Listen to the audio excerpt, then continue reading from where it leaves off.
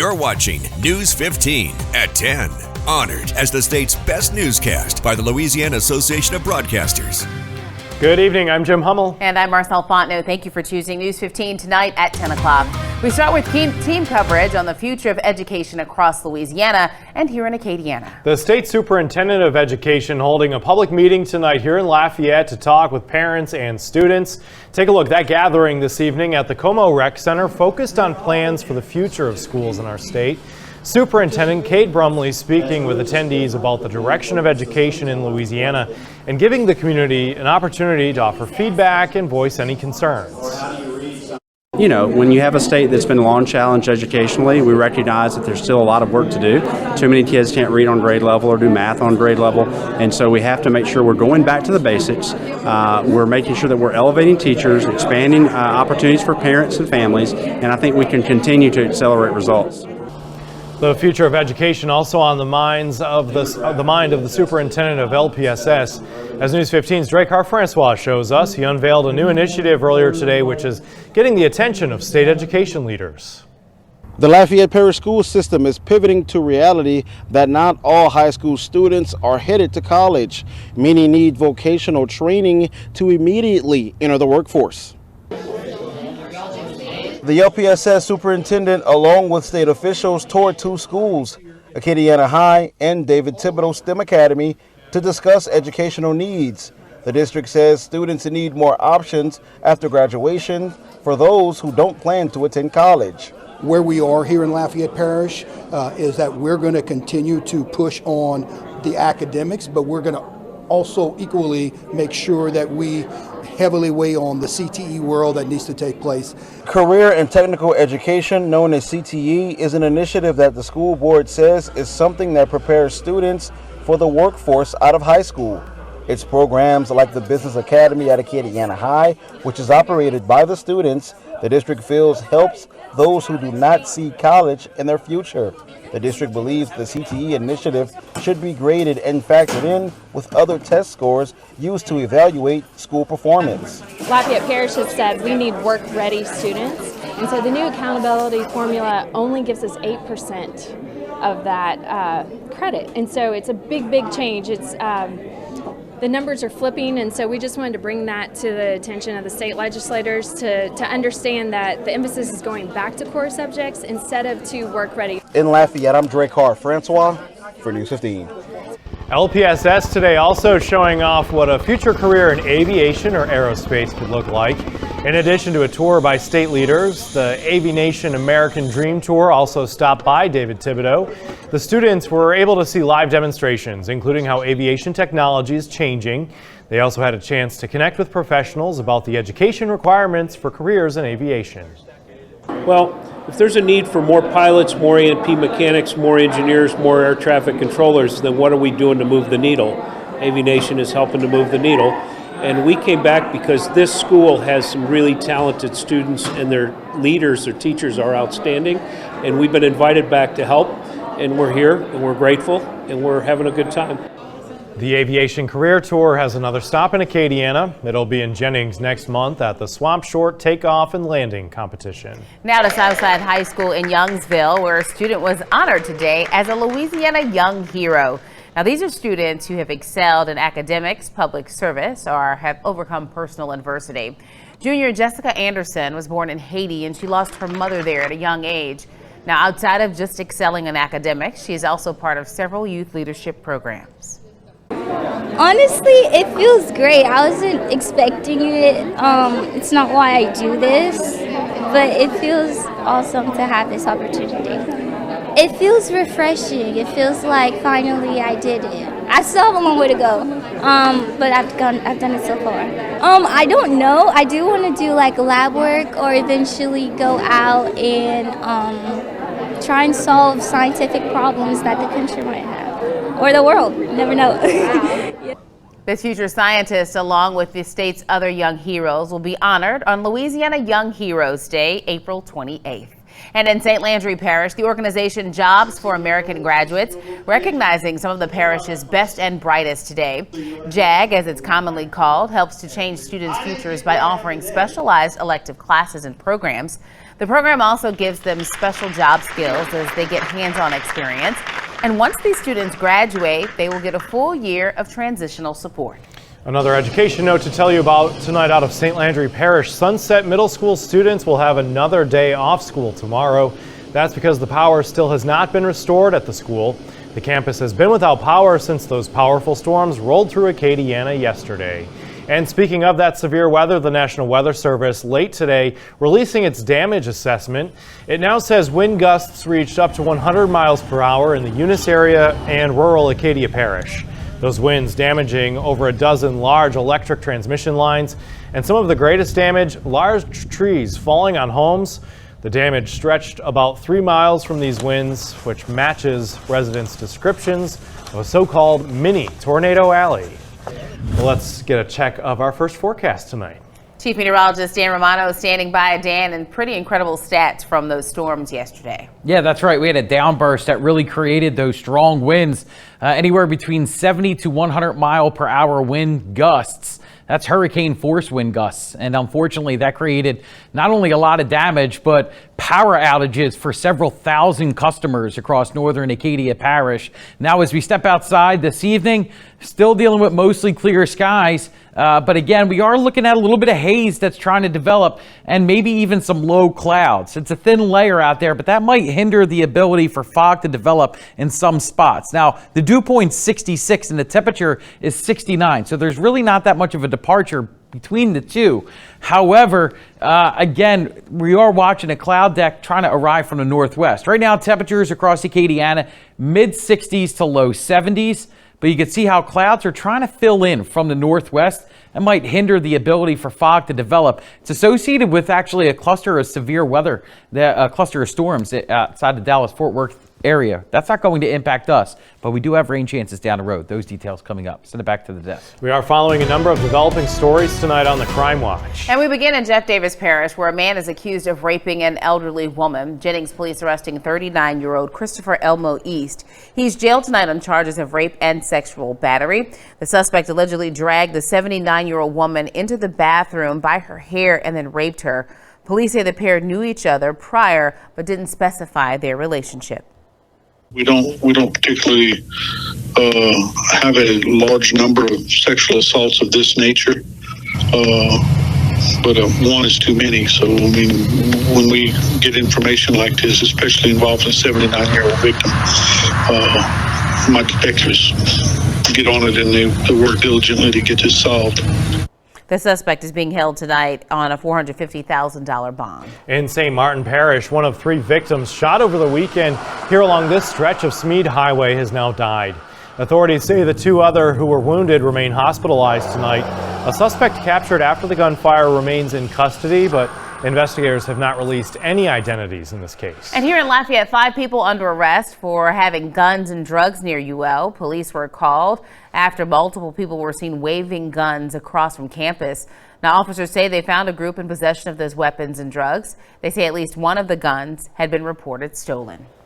As we cover politics tonight here on News 15 at 10, voters across Acadiana and Louisiana will head to the polls Saturday to vote on 4 proposed state constitutional amendments. And Governor Landry and his allies have been making the rounds and voting early, as you see there, especially for Amendment 2, which is a major rewrite of the state's tax policy. The governor needs it to pass to clear the way for new laws passed in last year's special session on taxes. The ballot language survived a legal challenge claiming it's deceptive and misleading. Now, Karen Crow State Representative Julie Emerson, chair of the House Ways and Means Committee and a close ally of the governor, stopped by News 15 today to urge voters to support Amendment 2. She says Louisiana's income tax policy makes it hard to compete with neighboring states. Obviously, we look to our neighbors in Texas. We see our neighbors in Florida. We see up a little bit more north to Tennessee. They've all gone to zero income tax. So we certainly recognize the fact that Louisiana needs to be more competitive. That is the reason we had the tax reform session. We are trying to lower our income tax rates. We are trying to get closer and closer to zero.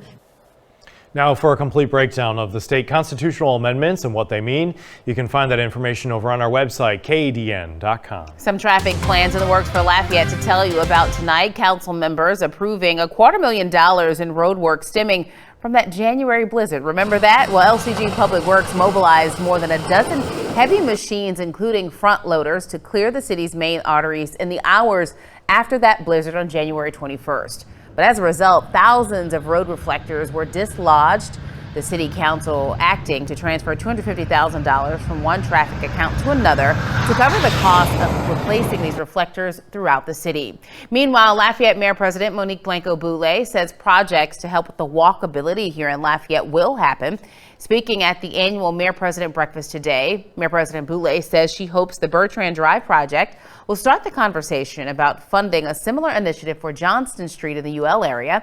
The Bertrand Drive revitalization effort will build sidewalks connecting Moncas Park to Cajun Field. And straight ahead, made in Acadiana, tonight we take you behind the scenes over at Parish Brewing in Broussard. A look at production changes they're facing in the wake of new tariffs impacting their business.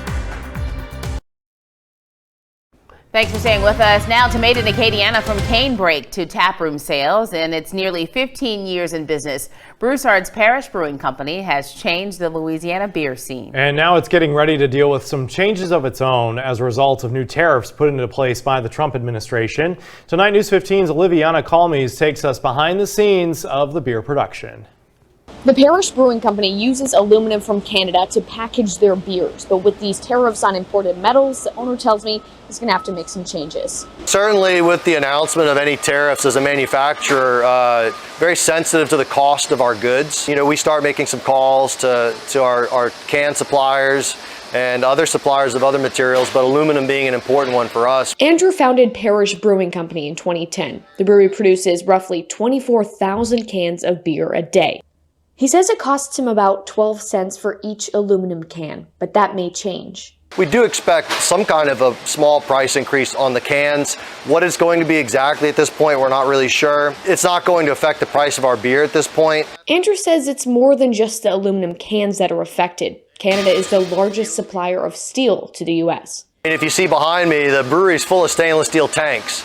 So those tanks are critical to the making of beer. The more of those tanks that we have, the more beer and other beverages we can produce. He says the company was planning to expand and buy more brewing tanks, but the tariffs are slowing down that project. We're a small business and we have a budget, for what we can buy and how fast we can grow. And the further our dollars go, the more equipment and the bigger our business can be in the future. It might impact our future growth. For an idea of what's to come, the president of the Brewers Association says just recall what happened the last time President Trump imposed aluminum tariffs. One of the things we've seen with previous rounds of tariffs is even if it's American made, this gives opportunity to raise pricing. And so with aluminum tariffs in 2018, we saw pricing go up even when the vast majority of aluminum wasn't tariffed. In the first week since these tariffs were implemented, S&P Global does not report a spike in price in aluminum at this time. In Broussard, Louisiana, for News 15, I'm Oliviana Calmes. As we cover Acadiana tonight, a new outdoor recreation space is starting to take shape in St. Martinville. And it's all about celebrating the city's culture. The ground was broken there today at the site on East Madison Street. That's where revitalization of the city's fairgrounds is in the works. When the work is completed, it will serve as a scenic gathering place for festivals, events, and social activities along the Bayou Teche. We are applying for lots of funding to make our city nice and to make our city like other cities, like Youngsville and Broussard, to strive. And this is one of the first steps, this festival ground. So we want a state-of-the-art area that we could be proud of and bring all people of all ages and colors together in one area. Phase 1 of this project is expected to be complete in just about 6 months.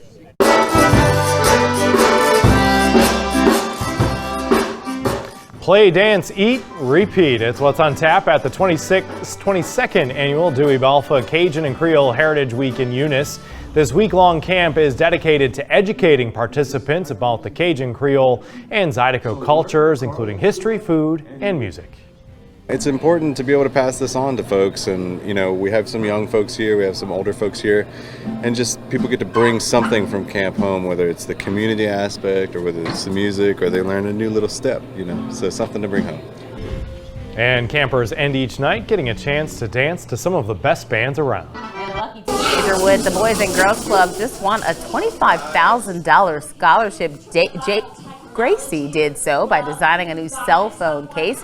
Cox Communication holding the contest to inspire young artists. I am very shocked. I did not expect this whatsoever. That's pretty much to sum up my emotions. It was very surprising.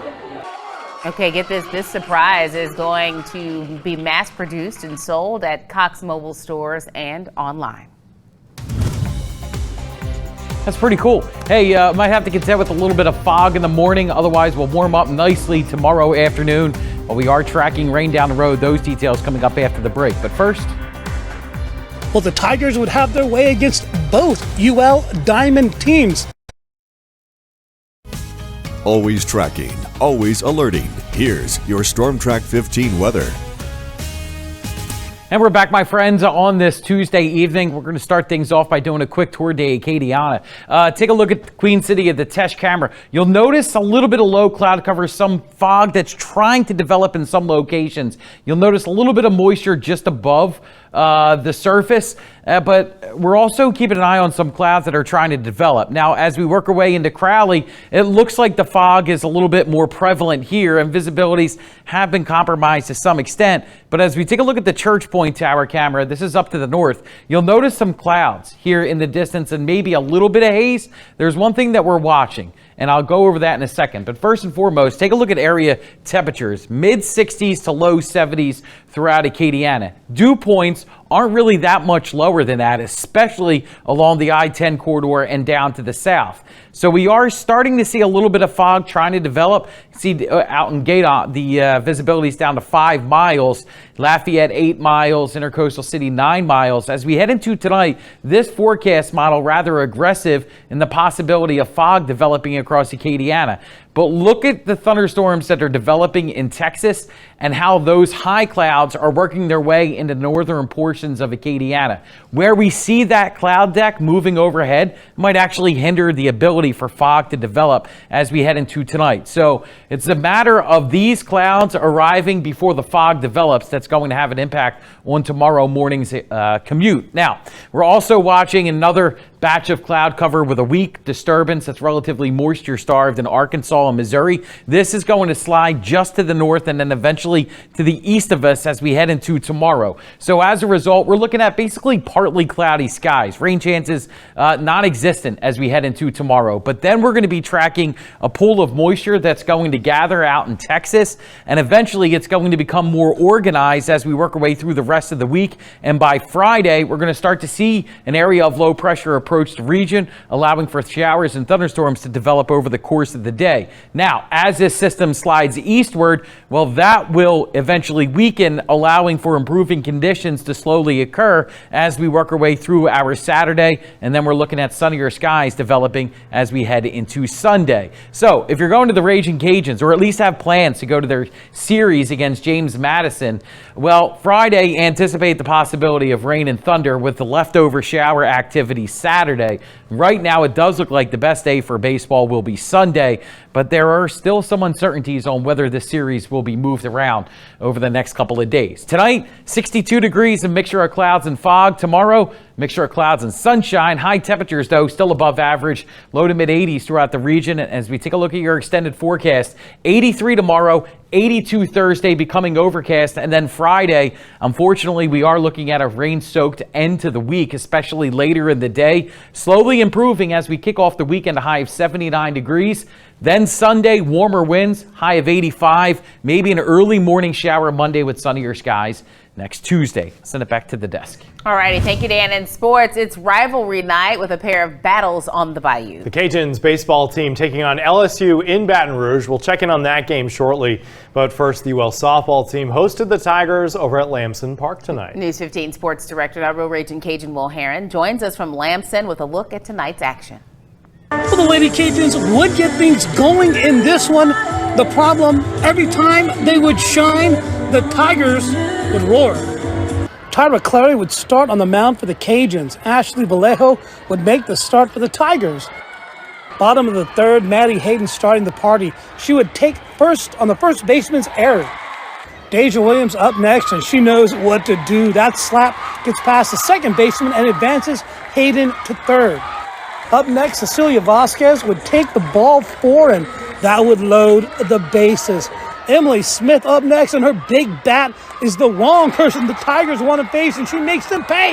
The shot out to center can't be handled. That brings in Hayden, Williams, and Vasquez to go up 3. Cleaning things up, Sam Rowe would pop out to shallow center, and that would drop, bringing in Smith. LSU would return fire in the 4th. Mackenzie Rodowdy doubles off Cleary, bringing in Tori Edwards, making it 4-1 Cajuns. Same inning with 2 on. Jaden Leno grounds to first, but the ball eats up Jaden Liscano, and 2 runs score. Still in the 4th with a runner on, Avery Hodge calls her shot and lifts this one over Rowe to tie things at 4. Well, in the end, the Tigers would take it 11-4. UL is back in action this weekend when they take on Coastal Carolina. I'm your real Raging Cajun out in Lamson. Will Heron, News 15. Well, unfortunately, the luck wasn't much better on this rivalry night for the baseball team playing in Baton Rouge. LSU was already up 5-1 in the bottom of the 1st inning when Jared Jones walloped this grand slam home run for the Tigers. That put them up 9-1. LSU never looked back as they kept adding to their lead. The Tigers take it by a final tonight of 17-4 over the Cajuns. Stay with us. More News 15 at 10 o'clock right after this break. As we cover Louisiana tonight, we're now learning the big role education is playing in Hyundai's decision to build a new steel plant here in Louisiana. Well, as we first showed you last night, the Korean automaker plans to build a $5 billion steel mill in Ascension Parish. The River Parishes Community College was a major factor in why they chose that location. RPCC is serving as the project's lead trainer and already has several of the programs needed for employment at the plant. Officials say the goal is to help keep students at that school from moving out of our state to work elsewhere.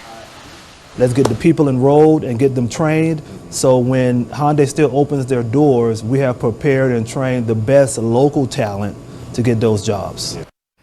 The Hyundai Steel plant is scheduled to open in 2027, bringing more than 1,300 jobs along with it. And stay with us, everybody. News 15 at 10 wraps up right after this break.